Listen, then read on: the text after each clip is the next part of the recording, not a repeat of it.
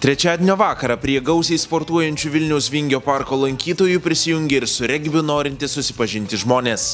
Lietuvos regbio federacijos organizuotą susitikimą pravedė vienas geriausių grumtynių specialistų – Lietuvos regbio 15-tuko rinktinės kapitonas Ignas Darkintis.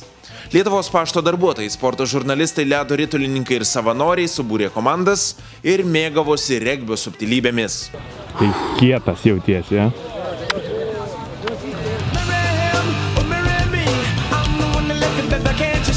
Ranka bus klynė.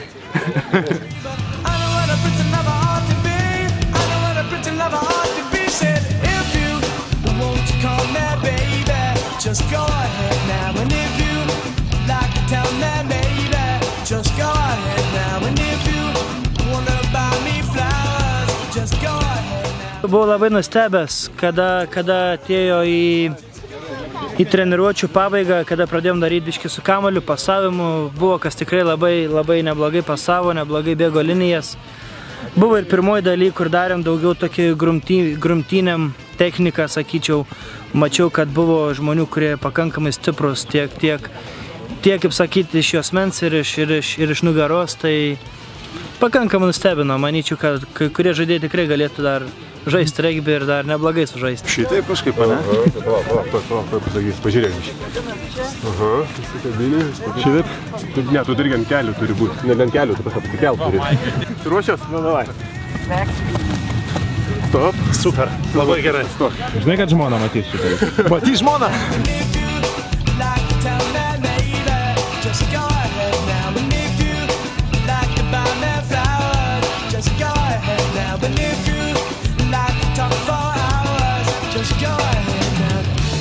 Geri įspūdžiai, įdomi sporto šaka.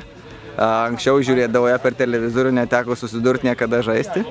Bet dabar supratau, kad pakankamai sudėtinga. Ten kaip žiūri, pavyzdžiui, kompiuterių žaidė arba kažkokius tai per varžybas ir ne viską supranti, ne visas taisyklės. Tai dabar pakankamai paaiškino, truputį aiškiau parodė keletą elementų. Tai visai įdomu. Lietuviškis sportas galbūt yra per daug pasiskirstęs ten, aš tik už tą, bet manau, kad jeigu visi žiūrėtų visą sportą ir palaikytų sportą, tai būtų tik maloniau ir aišku, kuo daugiau žmonių regbyje, manau, būtų tuo daugiau žmonių žinotų, ką tai reiškia, kaip tai sunku yra žaisti iš tikrųjų. Birželio mėnesį Lietuvoje vyks net 2 Europos regbio 7 čempionatai. Lietuvos vyrų rinktinė birželio 14–15 dienomis kovos Kaune. O birželio 28 dieną moterų rinktinė grumsis Vilniaus Vingio parko stadione.